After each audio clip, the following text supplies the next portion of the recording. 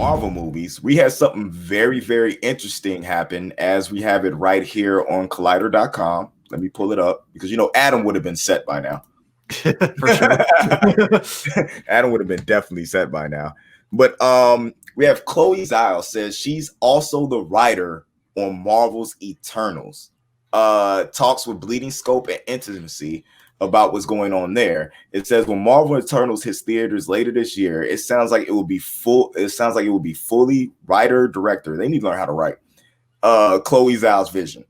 That's writer director Chloe Zhan. The acclaimed filmmaker behind The Rider is currently in the heat of the awards race for another intimate drama, the brilliant Nomadland, which I actually saw parts of that, and it was actually the parts I saw were actually really good. And she recently revealed that she's the writer of the upcoming Marvel film as well. Previously, it was announced that Cass Furpo and Ryan Furpo were writing a Marvel cosmic superhero adventure, but in a new interview with Margaret Gardner via Screen Rant, Zio revealed that she's the writer on Eternals and added that the credits haven't been updated yet. This is extremely exciting news and yet is another sign of the unique filmmaker was given the chance to make something wholly her own inside the Marvel Cinematic Universe. A couple of clips from the interview itself. I'm the writer on the Eternals. The credits just aren't updated yet. I don't know what it would be like if I didn't write the film if I wasn't at least a huge part of the writing process. So yeah, I haven't experienced that in my career. I'm scared of that if that happens one day in the writing process. That's where I begin my sensibility in. That's a huge part of it. And creating situations that will allow certain kinds of cinematic language to come in.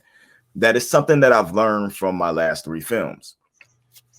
I think what Marvel has been so incredible at, Kevin Feige and Nate Moore and the whole team, they knew from the moment I pitched the film that I really wanted the scope and scale at the same time as the intimacy they knew I both wanted. They've been so incredible holding my hand through the entire process of allowing me to go as far as possible and as small as possible and how to fit it into the MCU. It's been a pretty incredible process. You have to wait and see. Now, Eternal itself is a movie that I am really, really, really excited about, and that I can't wait to see. Just the scope of the movie itself with the characters and the impact that the Eternals is going to have on this. But what do you think about her coming out, but it hasn't been confirmed because it hasn't been updated in the credits that she actually wrote the entire movie? I think that actually makes a lot of sense.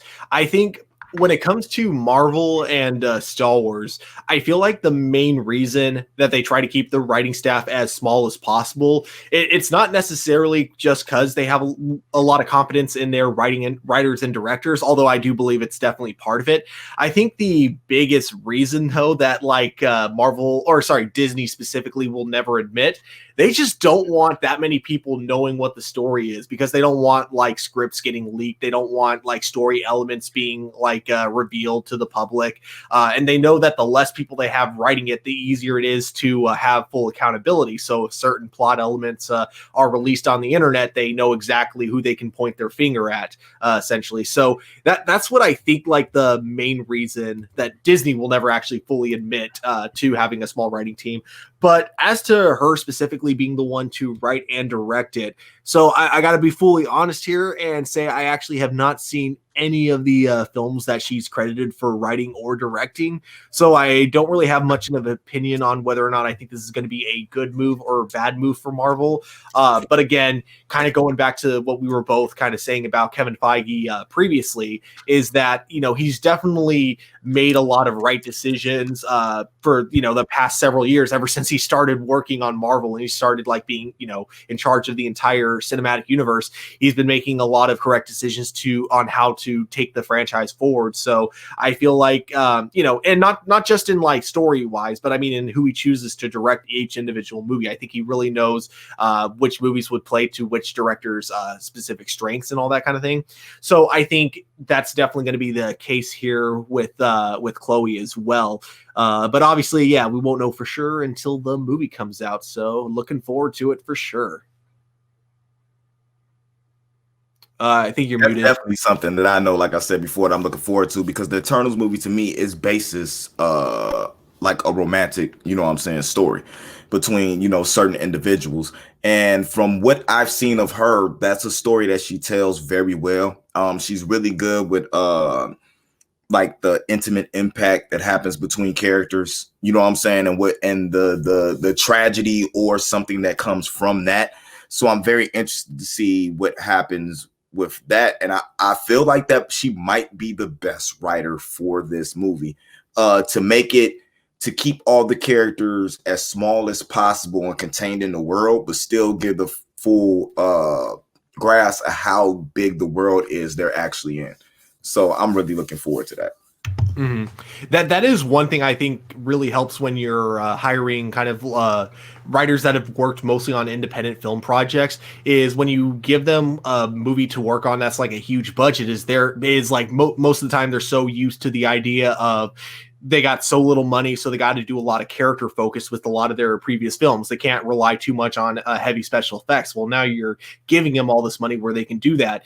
So I think it helps you have like this really good balance where they're still writing their movies, you know, to focus a lot on the characters like they would be with their like lower budget films. But now they got a big budget behind it. So you can take what a story that would work in a very small scale, but you can put it in a really high scale type of film.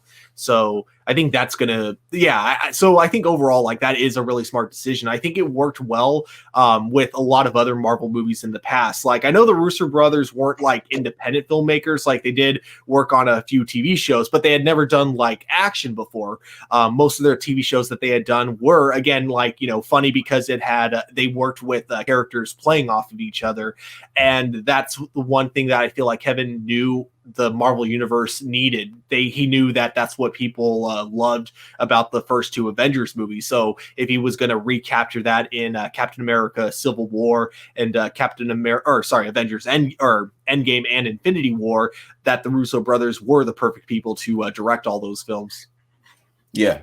I definitely feel you on that. It's kind of like I'm gonna say Ant-Man or something like that. You know what I'm saying? What had a small scope was fit perfectly in what they were going to do it, but had a grander plan, you know what I'm saying, around it, because we got a lot of what happened in Infinity War and Endgame from what happened in Ant-Man and the Wasp. Like that opened up a totally different turn, you know what I'm saying, in the MCU, just by them introducing, you know what I'm saying, what they introduced in those two films. So this is going to be pretty interesting. Yeah, for sure. I'm looking very much forward to that. I'm happy about it.